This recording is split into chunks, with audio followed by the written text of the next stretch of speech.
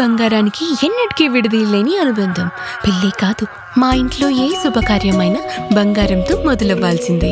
అయితే నా పెళ్లి ఆభరణాల విషయంలో ఒక్కొక్కరిది ఒక్కో చాయిస్. నాకు యాంటిక్ జ్యువెలరీ అంటే చాలా ఇష్టం. చెల్లికి డైమండ్ జ్యువెలరీ నచ్చుతుంది. అమ్మ టేస్ట్ పక్కా ట్రెడిషనల్, నాన్నేమో పక్కా commercial. Best price, quality and service కావాలంటాడు. ఇక నానమ్మ అయితే తన పాత బంగారానికి 100% బైబ్యాక్ కావాలంటుంది.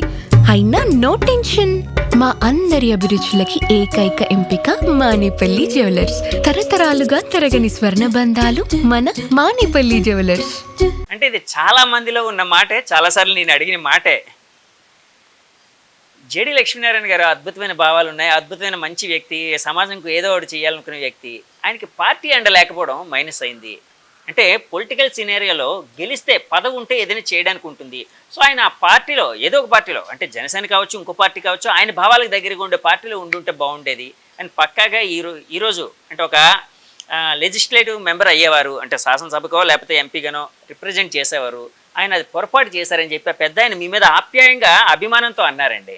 చాలామంది ఎవరైతే నన్ను ఇష్టపడతారో వాళ్ళందరూ కూడా చాలామంది మాట్లాడారు నాకు. కాబట్టి ఈసారి నాకు ఓట్లు వేయని వాళ్ళు కూడా చాలామంది చెప్పారు, సార్ ఈసారి మీరంతా మేము అభిమానిస్తాం కానీ మీకు ఓట్లు వేయలేదు. దానికి కారణం ఏంటంటే మీకు ఓట్లు వేస్తే ఈ గత ప్రభుత్వంలో ఉన్న వ్యక్తులే ఎవరైనా వచ్చి ఆ పార్టీ వచ్చేస్తుందేమో అన్న భయంతో మీకు వేయలేదని వాళ్ళు చెప్పారు. కాబట్టి ఈ విధంగా చర్చలు ఉపచర్చలు జరుగుతుంటాయి. కాబట్టి వారి వాత్సల్యం, వారి అభిమానాన్ని బట్టి ఆ మాట మాట్లాడి ఉంటారు. ఖచ్చితంగా ప్రస్తుతం ఉన్న రాజకీయ సెటప్లో కూడా చూస్తే ఏదో ఒక పార్టీ అన్నది చాలా ప్రధానమైనది అన్నది కూడా మీరు అన్నట్టు చాలామంది వాళ్ళ అభిప్రాయాన్ని మీరు గౌరవించి నెక్స్ట్ మళ్ళీ ఏదైనా పార్టీతో కలిసే అవకాశం ఉందని భావించచ్చా అండి? అంటే మీ జై భారత్ పార్టీ కాకుండా, ఎందుకంటే జై భారత్ పార్టీ ఇప్పుడే పుట్టింది, సో అలా కాకుండా ఆల్రెడీ ఒక పెరిగిన పార్టీలోకి వెళ్ళే అవకాశం ఉందని భావించచ్చా? చూద్దాం. ఇంకా మా పార్టీ సభ్యులందరితో కూడా మీటింగ్ 15వ తారీఖు విజయవాడలో ఏర్పాటు చేశాను. నేను అందరితో వెళ్ళి కలిసి డిస్కస్ చేస్తే ఈ పార్టీని ఏ విధంగా ముందుకు తీసుకువెళ్ళాలి, ఏది మనం ఎక్కడున్నా కూడా రాష్ట్ర అభివృద్ధి అన్నది చాలా ముఖ్యం. మనకు తెలిసిన కొన్ని విషయాలు సంబంధిత వ్యక్తులకు మనం చెబుతూ వెళదాం, వారు ఏ విధంగా దాన్ని ముందుకు తీసుకువెళ్తారన్నది కూడా చూద్దాం. ఫైనల్గా మనకు కావాల్సింది మనం ఎక్కడున్నా కూడా మన రాష్ట్రం బాగుండాలి, మన దేశం బాగుండాలి, ప్రజల ఆలోచనలు బాగుండాలి, యువతరం బ్రహ్మాండంగా ముందుకు తీసుకువెళ్ళాలి రాష్ట్రాన్ని అన్న ధోరణిలో ఉంటాను నేను. కాబట్టి ఆ విధంగా నా వంతు కర్తవ్యం ఏదైతే ఉందో నేను ఖచ్చితంగా పాటిస్తాను. అందుకనే షాడో క్యాబినెట్ వ్యవస్థ ఏదైతే మీతో మాట్లాడానో ఆ విధంగా మళ్ళీ దాని ఫలితం ఏంటంటే ఫైనల్గా రాష్ట్ర హితానికి, రాష్ట్ర అభివృద్ధికి ఉపయోగపడాలన్నది. సార్ మీ ఆలోచనలు కొన్ని చాలా బాగున్నాయి. అంటే నిజంగా సమాజ హితంగా అంటే పరిపాలనలో ఇంప్లిమెంట్ చేయగలిగితే చాలా హెల్ప్ అయ్యే అవకాశం ఉంది. అంటే అటు పరిపాలన దక్షత వాళ్ళకి పెరిగి వాళ్ళకి మంచి మైలేజ్, అంటే పాజిటివ్ మైలేజ్ వచ్చే అవకాశం ఉంది. అట్ ద సేమ్ టైం జనానికి కూడా ఒక మంచి జరిగే అవకాశం ఉంది. ఇలాంటి ఆలోచనలతో అంటే ఒక ప్రజెంటేషన్ తయారు చేసి చంద్రబాబు గారి దగ్గరకో, పవన్ కళ్యాణ్ గారి దగ్గరకో వెళ్ళి కలిసే అవకాశం ఉందా సార్ మీరు? డెఫినెట్గా వెళతాను. వ్యవసాయ రంగం గురించి ప్రయత్నాలు చేస్తున్నాను. వ్యవసాయాన్ని లాభసాటిగా ఎలాగ చేయాలి, అన్ని సిస్టమ్స్ను ఏ విధంగా ఇంటిగ్రేట్ చేయాలి, ఈ విషయం మీద నేను ఆలోచిస్తున్నాను. తర్వాత ఉద్యోగాలు ఎలా సృష్టించాలన్న దాన్ని కూడా స్టడీ చేస్తున్నాను. ఇవన్నీ అయ్యాక ఖచ్చితంగా వెళ్తాను. ఏ విధమైన భేషజాలు ఇలాంటివి నాకు ఎప్పుడు ఉండదు. రాష్ట్ర హితం కోసం ఎక్కడికి వెళ్ళమన్నా వెళ్తాను. వాళ్ళు కూడా మీ మీద అంతే అభిమానంతో ఉన్నట్టున్నారు. అడుగుతాను వాళ్ళకి జనరల్గా మీరంటే ఒక సాఫ్ట్ కార్నర్ ఉన్నట్టు అంటే జనం అనుకుంటూ ఉంటారండి. ఎంతవరకు నిజమో నాకే తెలియదు. కలిసినప్పుడు ఎప్పుడు, ఎందుకంటే వాళ్ళు అప్యాయంగా పలకరిస్తారు నన్ను, దాంట్లో ఏమీ ఇది లేదు. ఎక్కడైనా కలిసినప్పుడు కానీ ఏదైనా సందర్భం వచ్చినప్పుడు కానీ కలుస్తారు. ఎందుకంటే నాకు వేరే ఆలోచనలు ఏమీ ఉండవు. ఏది చేసినా కూడా మనం యువతరానికి చేద్దామన్నదే ఉంటుంది. కలాం గారు కావచ్చు, వివేకానందుల వారు కావచ్చు, వారు ఎప్పుడు కూడా యువతరం పట్ల వాళ్ళు చూపించిన ఆదరాభిమానాలు. ఎందుకంటే ఒక రాష్ట్రాన్ని కానీ దేశాన్ని కానీ ముందుకు నడిపించాలంటే అది కేవలం యువతరంతో మాత్రమే సాధ్యం. కాబట్టి అటువంటి యువతరం ఇంత పెద్ద సంఖ్యలో ఉన్న భారతదేశంలో వాళ్ళను సక్రమమైన మార్గాల్లోకి తీసుకువెళ్ళాలి. ఎందుకంటే ఇది అన్ట్యాప్డ్ పొటెన్షియల్, అంటే ఒక పెద్ద నదికి ఉన్నంత శక్తి ఉన్నట్టుగా ఉంటుంది ఇది. ఎందుకంటే ఒక వరదల్లో ఉన్న నది చూడండి ఎంత శక్తి ఉంటుందో, కానీ ఆ వరదల్లో ఉన్న నదిలో ఉన్న శక్తిని మనం ఎంత చక్కగా ఒక ఆనకట్ట కట్టి అది చేస్తే మనము వ్యవసాయానికి నీళ్లు ఉపయోగించుకోవచ్చు, రేపు ఎలక్ట్రిసిటీ జనరేషన్ కూడా ఉపయోగించుకోవచ్చు. కానీ దాన్ని అలాగే వదిలేసామనుకోండి, అదేమవుతుంది, ఊర్ల మీద పడిపోయి ఊర్ల నాశనం అయిపోతుంది. సో విద్యార్థి లోకం కూడా అలాగే, యువతరం కూడా అలాగే. కాబట్టి యువతరాన్ని ఎలా ట్యాప్ చేయాలి మనం, యువతరాన్ని యొక్క ఆకాంక్షలు ఏంటి, వాళ్ళ కాంక్షలు ఏంటి, అది ఎలా ట్యాప్ చేయాలనుకున్న దాని మీద నేను మెయిన్గా కాన్సన్ట్రేట్ చేస్తున్నాను. అందుకని మీరు చెప్పినట్టు వ్యవసాయ రంగం, ఉద్యోగాల సృష్టి, ఈ రెండిటి మీద కాన్సన్ట్రేట్ చేస్తూ మిగతా ప్రభుత్వ నిర్ణయాల గురించి కూడా మనం ఏ విధంగా పాజిటివ్గా సకారాత్మకంగా దోహదం పడవచ్చు అన్న దాని గురించి కూడా ఖచ్చితంగా నా వంతు పాత్ర నేను పోషించాను. ఎవరు ఏమనుకున్నా పర్వాలేదు, కానీ నా భూమిక అలాగే ఉంటుంది, మా పార్టీ కూడా అలాగే ఉంటుంది. కాబట్టి మేము ఇక్కడ ఉన్నాం కాబట్టి ప్రతిదీ మనం విమర్శించాలన్న ధోరణి ఎప్పుడూ ఉండదు. సకారాత్మకంగా అందరం కలిసి ముందుకు వెళదామన్న ధోరణిలోనే ఉంటాం మేము. సార్, చంద్రబాబు గారిని లాస్ట్ టైం ఎప్పుడంటే కలిసారు మీరు? లాస్ట్ కలిసిన సందర్భం? 2 సార్లు కలిశాను వారిని ఇప్పటివరకు. ఒకసారి తితిలి తుఫాన్ అప్పుడు కలిశాను. తితిలి తుఫాన్ సందర్భంగా ఆ సమయంలో నేను ఒక దత్తత తీసుకున్న గ్రామాల్లో నేను 3 రోజులు ఉన్నాను అక్కడే. తుఫాన్ జరిగినప్పుడు ఆ ప్రాంతంలో తిరిగి, ఆ ప్రాంతం మళ్ళీ ఎందుకంటే చాలా నష్టం సంభవించింది శ్రీకాకుళం జిల్లాలో. అనేక జీడి, మామిడి చెట్లు ఇవన్నీ కూడా పడిపోయాయి, కొబ్బరి చెట్లు పడిపోయాయి. దాంతో ఏ విధంగా ఈ వీళ్లకు మనం ఉపయోగపడవచ్చు అన్నది ఒక లెటర్ తయారు చేసి వాళ్ళకు నేను పలాసలో ఇచ్చాను. పలాసలో వారు ఉన్నప్పుడు వెళ్ళి ఇచ్చాను. అది మొదటిసారి నేను కలవడం చంద్రబాబు గారిని. రెండవసారి మా అమ్మాయి పెళ్లి గురించి ఇన్విటేషన్ ఇవ్వడానికి వెళ్ళాను. వారు మా అమ్మాయి రిసెప్షన్ కూడా వచ్చారు. సో ఈ 2 సార్లు మాత్రమే కలవడం జరిగింది. సార్, ఇప్పుడు దత్తత తీసుకున్నాను అన్నారు కదండి, ఏ గ్రామం అండి అది?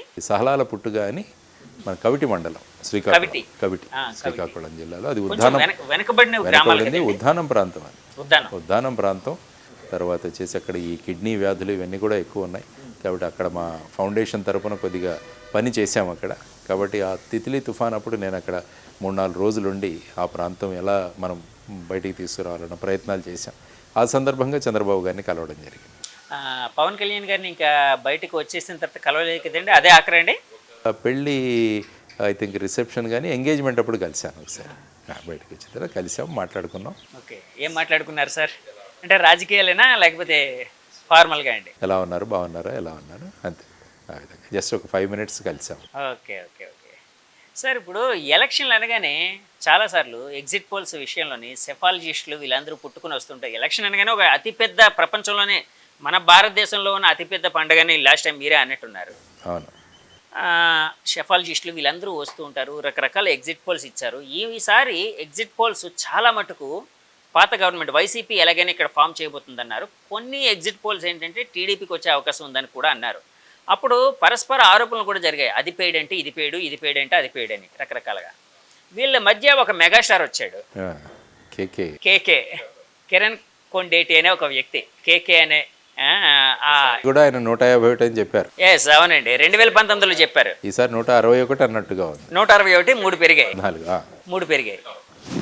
సార్, ఆయన 2019లో చెప్పినప్పుడు అంటే టీడీపీ పార్టీ 20 సీట్లకి కన్ఫైన్ కాబోతుంది, వైసీపీ 151 సంథింగ్ ఏదో రాబోతుంది అని చెప్పినప్పుడు చాలామంది విమర్శించారు. అట్లాగే ఇప్పుడు 161 చెప్పారు టీడీ. యాక్చువల్గా ఆయన చెప్పిన ఒక అద్భుతమైన విషయం ఏంటంటే అండి, జనసేన పార్టీ 21కి 21 గెలుచుకోబోతుంది, వైసీపీకి ప్రతిపక్ష హోదా రాదు. ఇవన్నీ ఆయన చెప్పినవండి, ఆ రోజు చెప్పారు. అలాగే కూటమి 121 సీట్లు గెలుచుకోబోతుంది అన్నారు. ఇప్పుడు ఒక 3 సీట్లు ఎక్స్ట్రా గెలుచుకుంది, 164. సో ఆ వ్యక్తి అంటే అవన్నీ మీరు చూసే ఉంటారు, మీరు కూడా గమనించే ఉంటారు. దాన్ని పరిశీలిస్తే ఏమనిపించిందండి ఆయన కోసం కానీ, లేకపోతే ఆ విశ్లేషణ కోసం? అంటే మనం ఈ సెఫాలజీలో కానీ ఎగ్జిట్ పోల్స్ కానీ ఎంత సైంటిఫిక్గా చేస్తామన్న దాని మీద రిజల్ట్స్ ఆధారపడి ఉంటాయి. ఎందుకంటే ఈ ఎగ్జిట్ పోల్ చేసేవాళ్ళు ఎవరు కూడా ఎంతమందిని మేము అడిగాము, మా శాంపుల్ సైజ్ ఎంత, పార్లమెంటు నియోజకవర్గంలో ఎంతమంది మహిళలు, ఎంతమంది పురుషులు, తర్వాత ఎంతమంది యువతరం, ఆ తర్వాత అర్బన్ ఎంత, రూరల్ ఎంత, ఈ స్టాటిస్టిక్స్ ఎవరు ఇవ్వరు. వాళ్ళు 100 మందిని ప్రశ్నించారా, 1000 మందిని ప్రశ్నించారా, అంటే 2 లక్షల మంది ప్రశ్నించారా, ఎక్కడా కూడా లేదు. ఎప్పుడైతే మన శాంపుల్ సైజ్ పెరుగుతుందో మనము రియాలిటీకి దగ్గరగా వెళతాం. సో నేను అనుకోవడం కేకే గారు ఎవరైతే ఉన్నారో వారి కిరణ్ గారు అనుకుంటా, వారి చేసిన సర్వేలో ఐ థింక్ ఒక పెద్ద టీమును పెట్టి వాళ్ళు ఎక్కువ మందిని వాళ్ళు పరిశీలించుంటారు అనుకుంటున్నాను. అవును, నేను ఆయన ఇంటర్వ్యూ కూడా చేశానండి. ఆయన ఇంటర్వ్యూ చేసి పాపులర్గా ఉన్న సంస్థలకి ప్రజలు నిజం చెప్పరు. చాలామంది ఒక్కోసారి నిజం చెప్పకపోవచ్చు, అంటే ఫోన్ వస్తుంది ఎవరి దగ్గర నుంచో, మేము పలానా సంస్థ నుంచి మాట్లాడుతున్నామండి, మీరు ఏ పార్టీకి ఓటేశారంటే ఎవరు చెప్తారండి? కానీ యాక్చువల్గా ప్రత్యక్షంగా వెళ్ళి అక్కడ ఉండి చేసి, కాబట్టి కిరణ్ కొండేటి గారు వారు ఎలాగా ఈ చేశారన్నదాన్ని కూడా ఐ థింక్ మీరు నా ఇంటర్వ్యూలో ఆయన చెప్పారండి. నేను ఆల్రెడీ ఇంటర్వ్యూ చేశాను ఆయనది. ఆయన శాంపిల్ సైజ్ కోసం కూడా అడిగినప్పుడు ఆయన ఒక మాట అన్నారు. అంటే యాక్చువల్గా శాంపిల్ సైజ్ అనేది చాలామంది రాజకీయ నాయకులు కూడా ఎన్ని శాంపిల్స్ తీసుకుంటారండి అంటూ ఉంటారు. శాంపిల్ సైజ్ ఒకటే కాదు, శాంపిల్ సైజ్ అనేది అతి ముఖ్యమైనది. కానీ దానికంటే కూడా అతి ముఖ్యమైన కొన్ని ఉన్నాయండి. అంటే ఏ వర్గాలు ఎలా ఉన్నాయి, ఎలా అంటే ఆ పర్సంటేజ్ ఎలా ఉంది అక్కడ, అంటే ఒక్కొక్క ప్రాంతానికి ఒక్కొక్క సమస్య ఉంటుంది. యూనివర్సల్ సమస్య అంటూ ఎప్పుడు ఉండదు. సో ప్రాంతాన్ని బట్టి మేము చేసామండి. మాకు కొన్ని స్లీపర్ సెల్స్ కూడా ఉన్నాయి. వాళ్ళే ఇన్ఫర్మేషన్ ఇచ్చేవారు. కొంతమంది మేము వీళ్ళందరినీ పెట్టేవాళ్ళం, వాళ్ళు వెళ్ళి జనంతో మమ్మల్ని సైంటిఫిక్గా వెళ్ళారు కాబట్టి నిజానికి దగ్గరగా రాగలిగారు. ఎందుకంటే కొన్ని ఎగ్జిట్ పోల్స్ మీరు చూసుకుంటే దేశంలో కూడా చాలా ఇవే. యాక్చువల్గా మీరు చూసుకుంటే 2018వ సంవత్సరంలో ఉత్తరప్రదేశ్లో జరిగిన ఎన్నికల్లో డిమానిటైజేషన్ అప్పుడే అయింది. డిమానిటైజేషన్ అయిన తర్వాత నోట్ల రద్దు తర్వాత మొదటి ఎలక్షన్స్ వెళ్ళింది ఉత్తరప్రదేశ్. అవునండి. ఆ సమయంలో చెప్పింది ఈ సఫాలజిస్టులు ఎగ్జిట్ పోల్స్ వాళ్ళు చెప్పింది యూపీలో హంగ్ అసెంబ్లీ ఏర్పడుతుందన్నారు. అక్కడ భారతీయ జనతా పార్టీ 323 సీట్లతో వచ్చింది యోగి ఆదిత్యనాథ్ గారి ఆధ్వర్యం. అలాగా ప్రతి చోట. ఫర్ ఎగ్జాంపుల్ 2004వ సంవత్సరంలో Bharatiya Janata party India shining నినాదంతో వెళ్ళింది. అప్పుడు ఖచ్చితంగా మళ్ళీ వచ్చేస్తుందన్నారు వాజ్పేయి గారిగా. అవునండి. అప్పుడు రాలా. అప్పుడు మళ్ళీ యూపీఏ గవర్నమెంట్ ఏర్పడింది.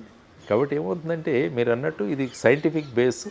ఎంత ఏ నియోజకవర్గాలు ఏ ఏ సమస్యలు ఎటువంటి ఎవరిని మనం ప్రశ్నించాం వీటన్నిటి మీద రియాలిటీ దగ్గరికి వెళుతూ ఉంటాం. కానీ అల్టిమేట్గా ఎగ్జిట్ పోల్స్ ఉపయోగం ఎంతవరకు ఉంటుందన్నది కూడా మనం చూస్తే చాలామంది ఈరోజు ఎవరో 30 కోట్ల బెట్టింగ్ పెట్టి ఆత్మహత్య చేసుకున్నాడని నేను పేపర్లో చదివాను. ఈ గత ప్రభుత్వం మళ్ళా వస్తుందని చెప్పేసి బెట్టింగ్ పెట్టి ఒక వ్యక్తి 30 కోట్లకు బెట్టింగ్ పెట్టి అది చేయలేక ఆత్మహత్య చేసుకున్నాడు. కాబట్టి ఎగ్జిట్ పోల్స్ అల్టిమేట్గా దేనికి ఉపయోగపడుతున్నాయి? ఎందుకంటే వెయిట్ చేయాలి, వెయిట్ చేసిన తర్వాత రిజల్ట్స్ వస్తాయి.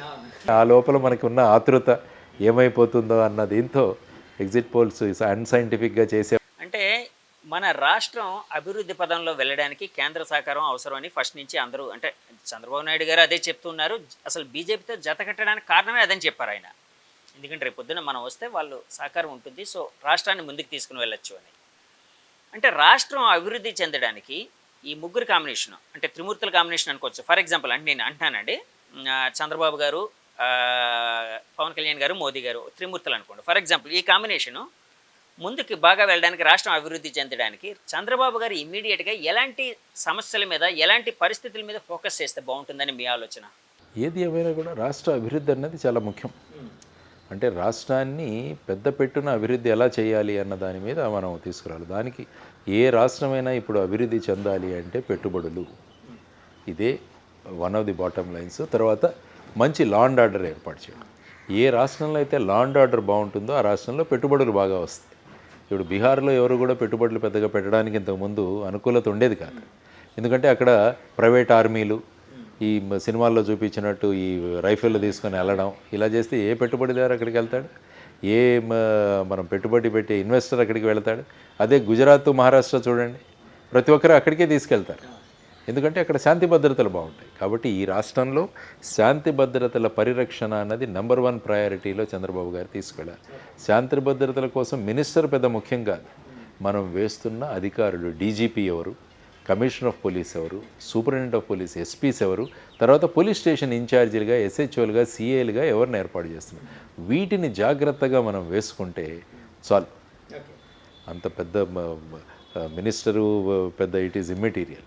కర్తవ్యాన్ని చక్కగా చేసే పోలీస్ ఆఫీసర్లను కనుక మనం ఏ స్థాయిలో ఏ ప్రాంతాల్లో ఎవరెవరిని ఉంచాలని కనుక నిర్ణయం తీసుకొని వేయగలిగితే వాళ్ళు చట్టబద్ధంగా చేయడానికి మీరు ఫ్రీ హ్యాండ్ ఇస్తే బ్రహ్మాండంగా ఉంటుంది. అందుకనే ఖాకీ అనే ఒక సినిమాలో అమితాబ్ బచ్చన్ అంటాడు, ఏమంటారంటే పోలీసు సంకల్పిస్తే మీ ఇంటిలో ఒక చిన్న బొమ్మ కూడా ఎవరు దొంగతనం చేయలేడంటాడు.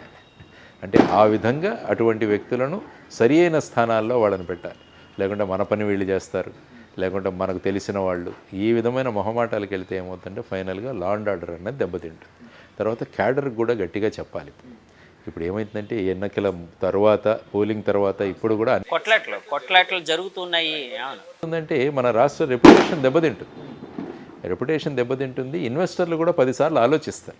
కాబట్టి క్యాడర్లకు కూడా 2 పార్టీలు కూడా క్యాడర్లకు అయిపోయింది. ఇప్పుడు ప్రజల వాళ్ళు ఎన్నికల్లో వాళ్ళ అభిప్రాయం చెప్పారు, దాన్ని గౌరవించి మనం రాష్ట్ర అభివృద్ధికి అందరం కలిసి పోరాడదామని చెప్పేసి అన్న మెసేజ్ 2 పార్టీలు, అన్ని పార్టీల నుంచి కూడా వెళ్ళాలి. లేకుంటే ఏముందంటే ఈ కక్షలు, కార్పణ్యాలు, ప్రగలు, ప్రతీకారాలు తీసుకుంటూ వెళ్తుంటే రాష్ట్రం యొక్క రెప్యుటేషన్, రాష్ట్రం యొక్క పేరు పాడైపోతుంది. కాబట్టి అది కూడా చేయాల్సిన చాలా ముఖ్యం. కాబట్టి లా అండ్ ఆర్డరు, ఇన్వెస్ట్మెంట్ ఎలా తీసుకురావడం, కేంద్రం నుంచి ఏ విధంగా అభివృద్ధి కోసం మనకు ప్రత్యేక ఫండ్స్ ఎలా తీసుకురావడం, ప్రత్యేక హోదాని ఏ విధంగా తీసుకురావడం, విభజన హామీలను ఎలా పూరించడం, ఇవన్నీ కూడా చేసుకుంటూ వెళుతూ మనం కనుక అభివృద్ధి దిశగా ముందుకు వెళ్ళగలిగితే మనకున్న పొటెన్షియల్ ఈ యువతరాన్ని సక్రమంగా మనం ఎలా ఉపయోగించుకోవాలన్న దాని మీద కేంద్రీకృతం చేయగలిగితే, వ్యవసాయాన్ని లాభసాటిగా చేసే విధంగా మనం ముందుకు వెళితే ఖచ్చితంగా రాష్ట్రం ముందుకు వెళుతుంది. ఆ దిశగా వారు అనుభవజ్ఞులు కాబట్టి ఈ విషయాల మీద ఖచ్చితంగా వారు కాన్సన్ట్రేట్ చేస్తారు అన్నది నేను అందుకనే మొదటిది మెగా డిఎస్సి మీద సంతకం పెడతారన్నట్టుగా వారు చెప్పారు. కాబట్టి అందరూ యువతరం ఎదురు చూస్తున్నారు. ఎందుకంటే డిఎస్సిలో మ్యాక్సిమం రిక్రూట్మెంట్స్ అవుతాయి, 6,000 నుంచి 10,000 వరకు కూడా అవుతాయి. సో వీటి కోసం యువతరం ఎదురు చూస్తుంది. ఓకే సార్, అలాగే ఇందాక అంటే పోలీస్ యంత్రాంగం కోసం మనం మాట్లాడుకునేటప్పుడు కొంతమంది అధికారులు ఏకపక్షంగా వ్యవహరించారు ఇట్లా కూడా చెప్పారు. సో అలాంటి వాళ్ళని పక్కన పెడితే మిగతా పోలీస్ యంత్రాంగం ఈ ఎలక్షన్ సినేరియాలోని ఎట్లా చేసింది అని మీరు అనుకుంటున్నారు? ఎలాగా సర్వీస్ చేశారని అనుకుంటున్నారు? ఎలక్షన్స్ వచ్చేసరికి ఏమంటుంటే ఎలక్షన్ కమిషన్ వాళ్ళ ప్రాధాన్యత ఉంటుంది. అందుకే అందరూ కూడా ఈ ఎలక్షన్ కమిషన్ మీద డెప్యుటేషన్లో ఉంటారు. అందుకనే మన రాష్ట్రంలో డీజీపీని కూడా మార్చి కొత్త డీజీపీని తీసుకొచ్చి పోలీస్ యంత్రాంగం ఎలా ఉంటుందంటే ఒక్కసారి ఓవర్ నైట్లో మారిపోతుంది. పైన బాస్ ఎలా ఉన్నాడని చూసి దాన్ని బట్టి సర్దుకుంటుంది. కాబట్టి అందుకనే చెప్పాను, మంచి వ్యక్తుల్ని తీసుకొచ్చి డ్యూటీని క్రమబద్ధంగా చేసే వాళ్ళని తీసుకొచ్చి ఆయా పొజిషన్లో పెడితే ఆటోమేటిక్గా డౌన్ ది లైన్ మెషినరీ తనంతకు తానే సర్దుకుంటుంది. కాబట్టి అందువల్ల ఎవరైనా కొంతమంది అధికారులు ఆ పార్టీ కొమ్ము కాచారు, ఈ